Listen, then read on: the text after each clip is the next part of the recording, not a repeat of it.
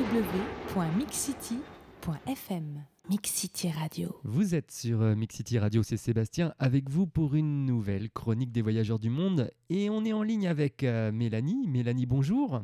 Bonjour Sébastien, bonjour à toute l'équipe. Alors Mélanie, on peut te qualifier toi de grande voyageuse du monde puisque cela fait maintenant 3 ans que tu parcours la planète. Ton parcours est vraiment impressionnant. Tu as notamment chassé les aurores boréales dans le cercle polaire, traversé plusieurs fois l'océan Indien sur un voilier, parcouru des dizaines de pays sur tous les continents et tu es actuellement au Rwanda. Tout à fait. Alors qu'est-ce que tu fais là-bas ? Je me promène comme beaucoup de voyageurs. Je suis en Afrique depuis quelques mois et puis de pays en pays, je suis arrivée au Rwanda. Et voilà, ça fait 1 mois que je suis là et c'est un pays assez surprenant. Donc tu voyages depuis 3 ans, tu as parcouru des dizaines de pays à travers le monde.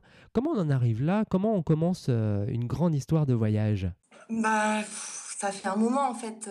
Je voyage dans ma tête déjà depuis que je suis toute petite. Et c'est ça qui m'a emmenée aujourd'hui, notamment sur les routes d'Afrique. J'entame ma 3e année et c'était au départ un voyage de 2 semaines. Donc autant dire un petit peu improvisé. Et voilà, avant ce voyage, j'étais partie aussi vivre en Norvège, dans le cercle arctique, où je suis restée 1 an et demi. Donc ça fait quelques petites années que je suis partie de France. Donc avant de commencer ces 3 années, ta première grande expérience du voyage s'est passée en Norvège. Et chose un peu exceptionnelle que tu m'as raconté en antenne, tu étais chasseur d'aurore boréale, c'est ça ? Oui, voilà, en fait, à l'époque, moi, je suis parisienne, je suis née, j'ai grandi à Paris, j'ai travaillé notamment comme journaliste. J'avais la chance d'être pigiste, alors quand j'avais du temps, je partais voyager. Et puis un jour, je suis partie en Norvège, et puis je suis restée 1 an et demi. J'ai travaillé ensuite comme chasseur d'aurore boréale, notamment. En fait, je suis devenue guide.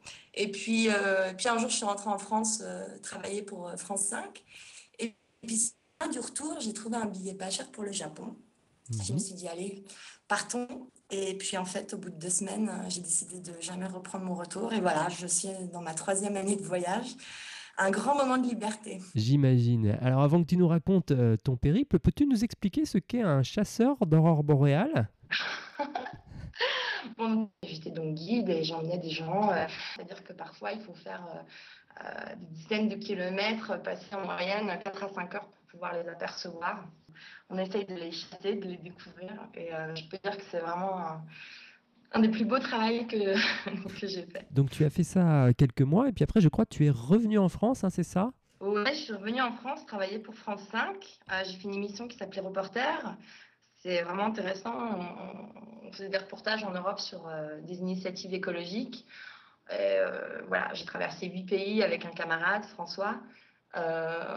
Et puis voilà, on a fait ça pendant 2 mois. Alors suite à cette expérience, tu es parti 15 jours au Japon et tu n'es jamais revenu finalement depuis 3 ans.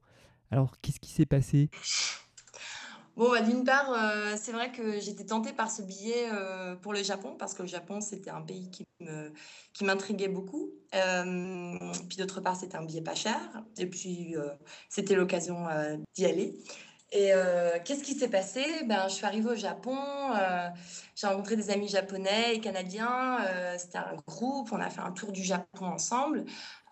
C'était un groupe musical, voilà. Et puis on a rencontré d'autres voyageurs qui eux étaient déjà sur la route depuis plusieurs mois. Mais là, je me sentais tout d'un coup piquée encore par le voyage et la perspective de rester que 2 semaines m'a pas trop plu. Et puis en fait, comme c'est vrai que rien ne m'attendait particulièrement en Norvège, en plus c'était la fin de la saison, je me suis dit pourquoi pas laisser mon avion partir. Et je dois dire qu'à ce moment-là, c'était quand même un grand moment de liberté pour moi parce que aucune attache, personne qui vous attend, rien à dire à personne. On est juste avec soi-même, on prend sa décision et ce moment-là est vraiment pour moi superbe.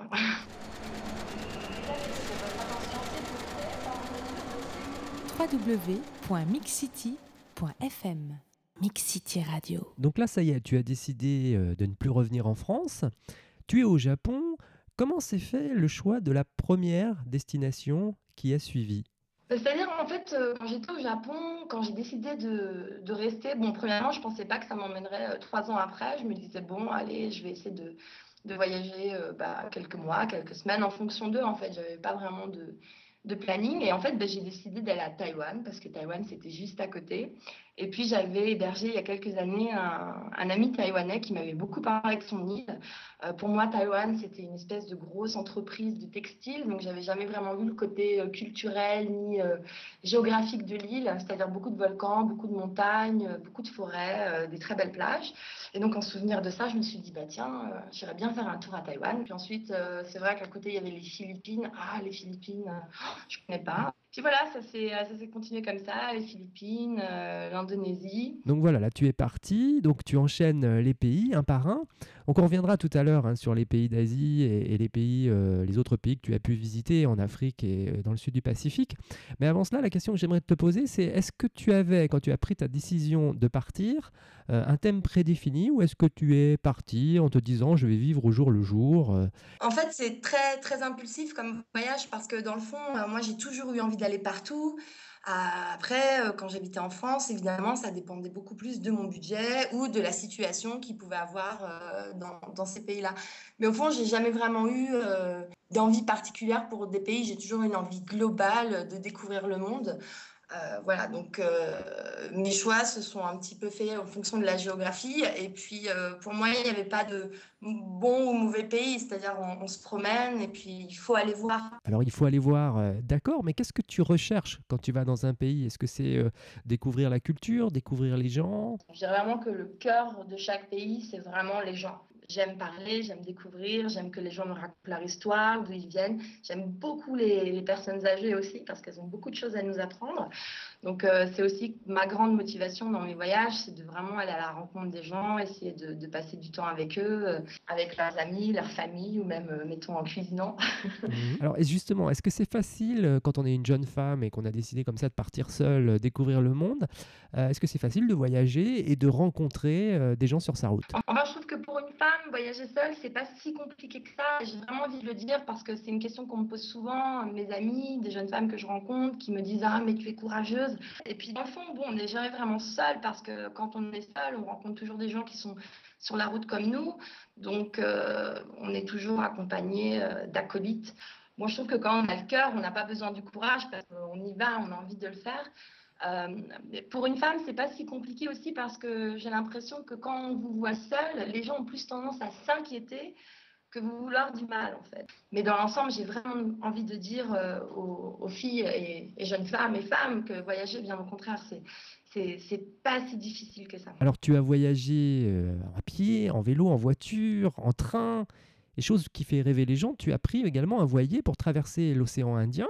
Comment on s'organise, surtout que je crois que tu n'y connaissais rien d'un point de vue maritime, comment on s'organise pour rentrer en contact avec des marins et prendre un voilier pour faire une traversée de l'océan Indien?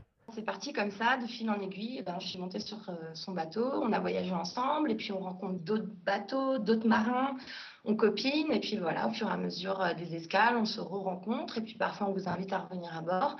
Ça s'est très bien passé, mes capitaines étaient des hommes d'âge assez différents, ça allait de 25 ans à 60 ans. J'ai passé beaucoup d'heures en mer, avec beaucoup de bateaux différents, que des hommes a priori, et ça s'est très bien passé. Alors on sent bien en t'écoutant que le voyage, c'est une histoire de rencontre finalement. Est-ce que tu aurais une anecdote à nous raconter sur une vraie belle rencontre que tu aies faite ces 3 dernières années? J'ai été très touchée en Inde parce que j'ai été invitée par des amis dans leur village, qui est vraiment un village au fin fond de l'Inde, dans le centre de l'Inde. Et j'y suis restée une semaine et déjà de mémoire d'homme dans le village, on ne se souvenait pas d'avoir vu une blanche. Et en fait, on a construit un cinéma dans le village. On a été chercher du bois avec les villageois. On a été acheter un grand morceau de tissu. Et on avait emmené un projecteur et tous les soirs, on faisait des projections de cinéma Bollywood au village. Et ça, c'était des grands moments de fraternité, je dirais. Ça m'a beaucoup plu. J'ai reçu vraiment un accueil extrêmement chaleureux. Et mes amis m'ont dit d'ailleurs qu'il y avait une petite fille qui était née au village au moment où j'y étais. Et je m'entendais très bien avec la famille. Et ils m'ont dit que maintenant, la petite fille s'appelait Mélanie. Ah. Alors, je suis très touchée, évidemment. Ouais. Madame, monsieur, nous vous rappelons que ce vol est non fumeur et vous informons que l'utilisation... www.mixcity.fm Mix City Radio. Alors dis-moi, comment tu t'es adapté à chacune des situations là, que tu nous décris depuis quelques minutes? Être guide dans le cercle polaire, faire du voilier alors que tu connaissais rien au départ, et puis là, diffuser des films Bollywood dans un village au fin fond de l'Inde, ça peut sembler extraordinaire pour beaucoup de gens. Est-ce que tu as suivi des formations? Comment tu t'es adapté à toutes ces situations? Quand on a envie de faire des choses et qu'on le montre aux gens, on vous donne la chance. En tout cas, moi, je suis très positive. Je pense on a tous un potentiel énorme et qu'on peut faire beaucoup de choses différentes. Devenir guide en Norvège, ça a été plusieurs mois d'apprentissage. J'ai passé un concours, j'ai été reçue comme guide officiel en Norvège et diplômée.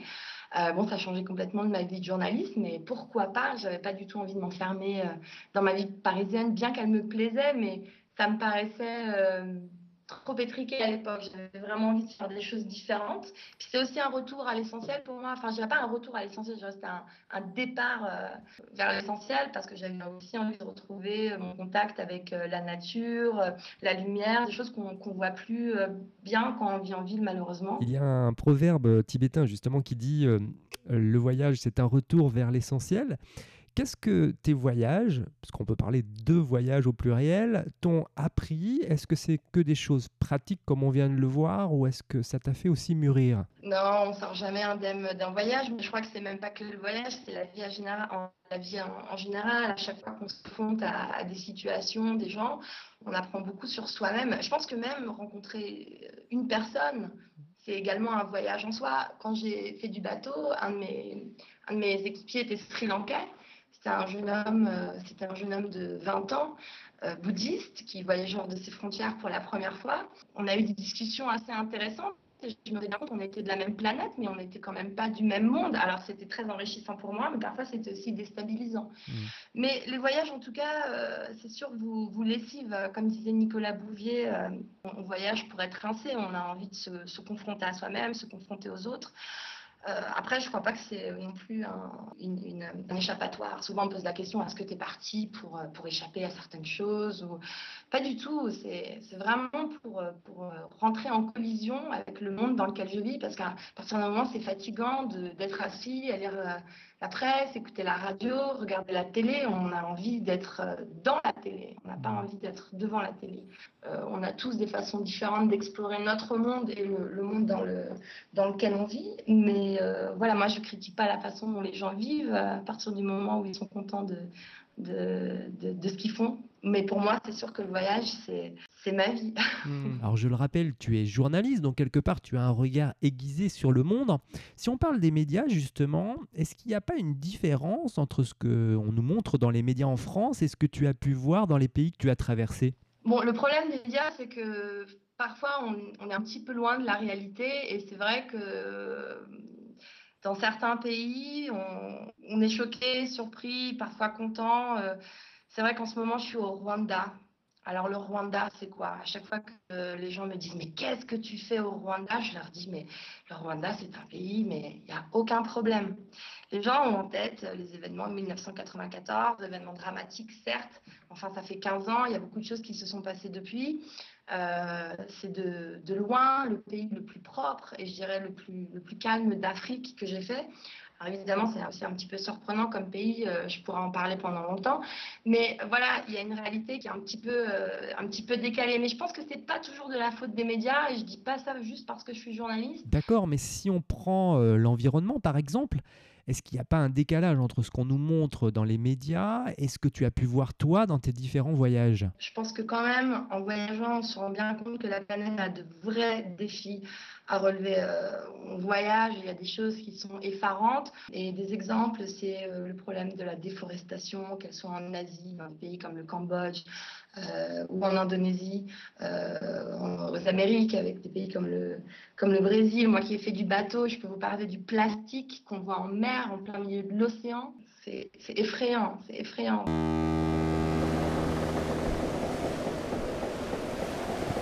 www.mixcity.fm Mixcity Radio. Alors revenons à des considérations un petit peu plus pratiques. Donc ça fait plusieurs mois que tu voyages, plusieurs années. Comment tu gères ton budget? J'ai pas fait mes comptes précisément, mais enfin, je peux être environ 12 000 euros de dépensés. C'est pas une somme extravagante pour un si long voyage. Bon, c'est vrai que je fais du bateau, j'ai fait beaucoup d'îles. Si j'avais dû faire ces îles en avion, ça me serait revenu extrêmement cher.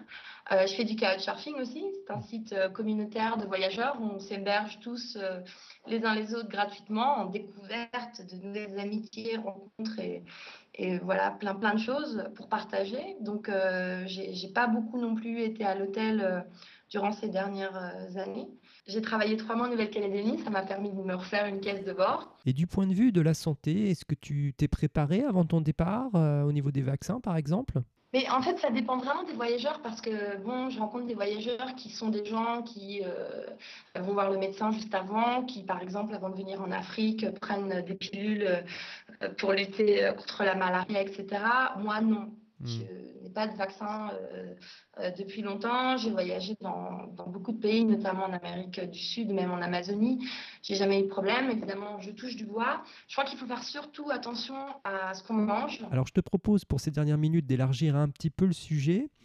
Ça fait plusieurs mois donc que tu voyages, je le répète. Est-ce qu'un jour, tu as prévu de changer complètement de mode de vie?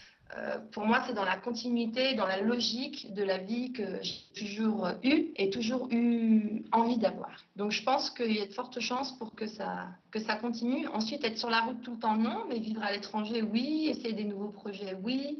Continuer à écrire, à rencontrer des gens. J'ai vraiment envie de témoigner. Je pense qu'aujourd'hui, beaucoup de gens disent qu'il n'y a plus rien à explorer. Je pense que c'est faux, bien au contraire, il y a encore beaucoup de choses à raconter. On peut être témoin de son époque, on peut tous être témoins de l'époque dans laquelle on vit, et donc l'écrire, la raconter, et c'est ce que j'ai envie de faire. Bah écoute Mélanie, c'est tout ce qu'on te souhaite. En tout cas, on entend ton sourire, ça fait plaisir. Est-ce que tu peux nous raconter une journée de Mélanie dans ta vie au quotidien? C'est des journées souvent, je me lève tôt, notamment sur le bateau, parce qu'avec l'écart, on apprend à se lever très tôt, à se lever en plein milieu de la nuit. Mais une journée type, c'est une journée où je me promène, où je prends des photos, où je rencontre des gens. C'est une journée, je dirais, très banale en fait. Alors évidemment, en nous racontant tout ça, tu nous fais rêver. Beaucoup d'auditeurs ont envie de partir, mais ils n'osent pas, ils ont peur parfois. Toi qui as pris cette décision il y a maintenant 3 ans, quels conseils tu pourrais leur donner afin qu'ils puissent eux aussi vivre l'expérience du voyage? On vit avec des peurs, c'est vrai, parfois, notamment la peur des pays lointains, étrangers, on ne sait pas vraiment ce qui s'y passe. Mais il y a tellement de gens qui ont envie aussi que vous veniez les voir. Et je pense qu'il y a beaucoup de pays qui ne sont pas aussi dangereux que ça. Mais c'est vrai que quand je lis ces récits d'anciens voyageurs, explorateurs, écrivains, ça me donne beaucoup de force dans ma vie personnelle. Il y a tellement de choses à voir et je pense qu'il y a beaucoup d'idées reçues. Et encore une fois, je pense qu'il y a beaucoup de gens qui nous attendent et qui ont envie qu'on vienne les voir, qu'on parle avec eux, qui nous racontent leur pays. C'est l'une des plus belles choses du voyage. Bah écoute Mélanie, c'est un très beau mot de la fin. On te remercie beaucoup pour cette richesse d'expérience que tu nous as fait partager durant cette interview. On te souhaite évidemment le meilleur. On sait que demain, de toute manière, pour toi, est une nouvelle aventure. Et puis surtout, n'hésite pas à nous rappeler si tu as envie de nous raconter tes expériences dans les prochains jours. On sera évidemment ravis de t'accueillir à l'antenne. Bah écoute, volontiers. Je cherche un bateau pour traverser l'océan Atlantique. Donc si on m'entend... Bah écoute, le message est passé. Si un auditeur nous entend et qu'il peut t'aider, il est le bienvenu à l'antenne. Et puis on te remercie encore Mélanie, on te souhaite une excellente journée. Merci Sébastien, merci à toute l'équipe. Et je vous rappelle que vous pouvez retrouver l'interview de Mélanie, mais aussi celle des autres voyageurs du monde en vous connectant sur www.mixcity.fm.